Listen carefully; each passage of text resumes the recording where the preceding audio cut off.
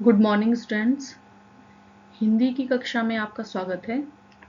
और हमारा क्षितिज का काव्यखंड जिसका चैप्टर 1 है साखियां एवं सबद, और जो कबीरदास कृत है उसके 3 दोहों के अर्थ और भावार्थ और उसके शब्दार्थ वो सब हम पहली वीडियो में करा चुके हैं।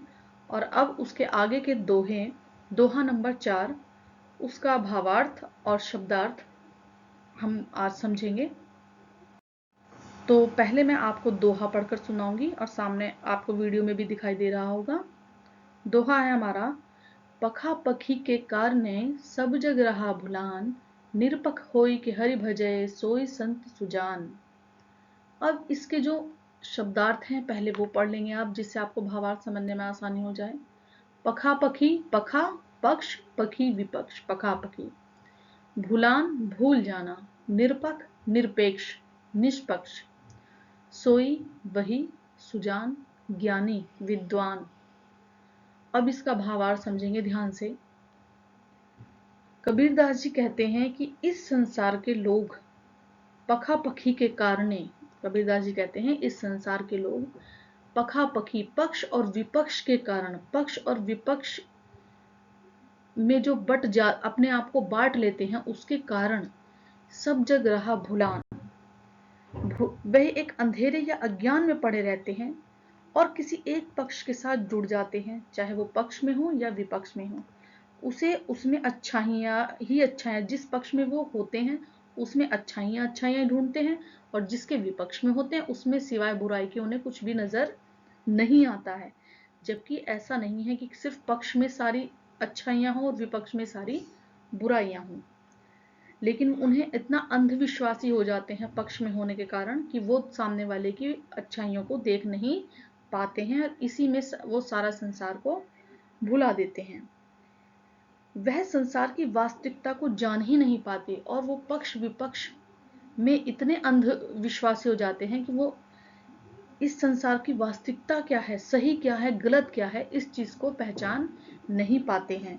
जो व्यक्ति पक्ष विपक्ष के झंझट में ना पड़कर निरपख होई के हरि भजे, जो व्यक्ति, यहाँ कबीरदास जी इस पंक्ति में कह रहे हैं कि निरपख निष्पक्ष, निरपख का मतलब है निष्पक्ष होकर जो व्यक्ति ईश्वर को पा लेता है, ईश्वर का सच्चा ज्ञान प्राप्त कर लेता है और निष्पक्ष होकर ईश्वर के प्रति एकनिष्ठ हो जाता है, उसकी भक्ति करता है, वही व्यक्ति को हम ज्ञानी मान सकते हैं। वही व्यक्ति सचमुच में ज्ञान का अधिकारी होता है, ज्ञानी बन जाता है। अब समझेंगे हम दूसरा दोहा। हिंदू मुआ राम कही, मुसलमान खुदाई, कहे कबीर सो जीवता, जो दुह के निकट न जाई। ये देखिए कबीरदास जी ने जो उस समय जो पंक्तियां कही थी वो आज के समय में भी कितनी सार्थक नजर आ रही हैं, ये आपको भी पता है, इतने छोटे तो नहीं हैं आप भी। यही जो उस वातावरण को उन्होंने देखकर ये पंक्तियां समाज को आईना दिखाना चाहा था, वो ही आजकल समाज में वो जो सांप्रदायिकता के मानसिकता है वो आज भी गई नहीं है, जो कि तू समाज में बनी हुई है और विष की तरह फैली हुई है और अधिक फैल रही है। चले हम दोहे बनाएंगे। शब्दार्थ है मुआ, मुआ मतलब मर गया, खुदाई, खुदा या अल्लाह से संबंधित, सो वही, जीवता जीवित है, दुहू दोनों। अब इसका भावार्थ समझते हैं कि कबीरदास जी ने समझाना क्या चाहा है, कहना क्या चाहा। इन्हीं कारणों से उन्हें समाज सुधार, एक बहुत बड़े समाज सुधारक थे, देखा जाए तो कवि से वो कवि नहीं थे, एक समाज सुधारक के रूप में उन्होंने अपनी भूमिका निभाई है। तो उन्होंने क्या समझाना चाहा कि हिंदू राम का नाम लेते लेते और मुसलमान, हिंदू मुआ राम कही, हिंदू जो है वो क्या है, राम कहते कहते मर गया, और जो मुसलमान है वो खुदा कहते कहते मर गए। ये दोनों ही अपना जीवन नष्ट करते हैं।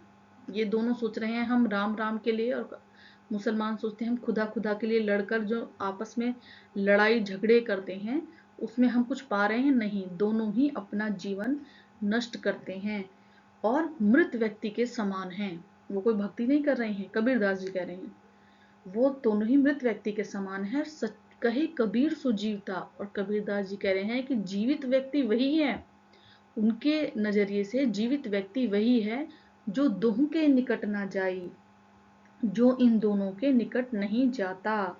कहने का तात्पर्य यह है, अर्थ यह है कि ईश्वर जो है वो सर्वव्यापक है। लोग भ्रमवश, अपने लालचवश, अपने अपने स्वार्थों को पूरा करने के लिए अलग अलग मानते हैं। राम और खुदा एक ही हैं। उनके नाम में किसी प्रकार का भेदभाव करना बिल्कुल भी ठीक नहीं है। आज अच्छा जीवन वही जी सकता है जो किसी संप्रदाय विशेष के बहकावे में ना पड़े और अपना कर्तव्य पथ पर निरंतर आगे बढ़ता रहे। इसी बात को कबीरदास जी ने अपने दोहों में हमें समझाना चाहा है, जो शायद ही हम समझ पा रहे हैं। अब दोहा है हमारा, काबा फिरी काशी भया, राम ही भया रहीम, मोट चून मैदा भया, बैठी कबीरा जीम। अब पहले इसके शब्दार्थ आप और इसके शब्दार्थ आप नोटबुक में नोट करते जाएंगे साथ साथ। काबा मुसलमानों का पवित्र स्थान, काशी हिंदुओं का पवित्र स्थान, भया हो गया, मोट मोटा, चून आटा, मैदा आटे का महीन, जीम खाना या भोजन करना। अब इसके आप भावार्थ सुने। इस साखी का अर्थ है कि हिंदू और मुस्लिम दोनों की सत्ता एक ही है। दोनों काबा फिरी काशी भया, काबा ही क्या हुआ, काशी हो गया, और राम ही क्या हो गए, रहीम हो गए। रहीम राम है, और काबा का अगर मन से हम माने, मन से धर्म का आदर करें, तो काबा ही काशी हो गया और काशी ही काबा। राम ही रहीम हो गए और रहीम ही राम हो गए। किस प्रकार? इस प्रकार इनको अलग अलग मानना हमारा मिथ्या ज्ञान है, झूठा ज्ञान है कि हम इनको अलग अलग मानकर आपस में भाईचारा खत्म करते हैं। संत कबीरदास काबा और काशी में कोई अंतर नहीं मानते, दोनों में ही ईश्वर का निवास मानते हैं। किस प्रकार? मोट चून मैदा भया, वे उदाहरण देते हैं कि इस प्रकार एक हैं ये, जिस प्रकार गेहूं को पीसकर मोटा चून बनाया जाता है, आटा चून कहते हैं आटे को। जिस प्रकार गेहूं को पीसकर मोटा आटा बनता है, और उसी में से या उसे और अधिक बारीक पीस दिया जाए तो वह मैदा बन जाता है, या उसी में से आटे में से भी मैदा निकाली जाती है तो उसी में से, तो लेकिन निकलती तो वो गेहूं में से ही है, तो आखिर वह है तो आटा ही। ठीक उसी प्रकार परमात्मा को चाहे राम के नाम से जप लो और चाहे अल्लाह के नाम से याद कर लो, दोनों एक ही हैं, दोनों का जन्म एक ही है, और दोनों हमें सिखाते हैं वो भाईचारे शांति की ही शिक्षा देते हैं। अब ये तो हो गए हमारे दोहों की भावार्थ और शब्दार्थ। शब्दार्थ आप सारे नोट कर लेंगे अपनी नोटबुक्स में, और भावार्थ को तो केवल आप अच्छे से समझेंगे, नोट करने की आवश्यकता नहीं है। अब जितना हमने करा दिया है, इसमें से कुछ आपका अभ्यास कार्य, जो आपकी पुस्तक में से जो प्रश्नोत्तर दिए हैं वो हम करा देंगे। कुछ प्रश्नोत्तर जो इनमें से जो हमारे दोहे हो गए हैं।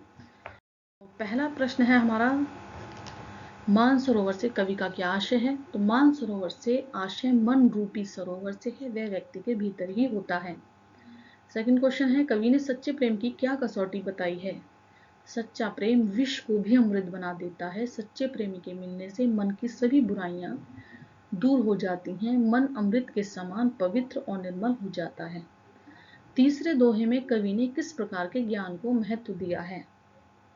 तीसरे दोहे में कवि ने सहज रूप से प्राप्त प्रामाणिक ज्ञान को महत्व दिया है। तीसरा दोहा हमने पहली वीडियो में कराया था। इस संसार में सच्चा संत कौन कहलाता है? इस संसार में सच्चा संत वही है जो पक्ष विपक्ष में पड़ने की अपेक्षा निष्पक्ष होकर ईश्वर से प्रेम करता है, यानी पक्ष विपक्ष में ना पड़कर निष्पक्ष होकर ईश्वर से प्रेम करें।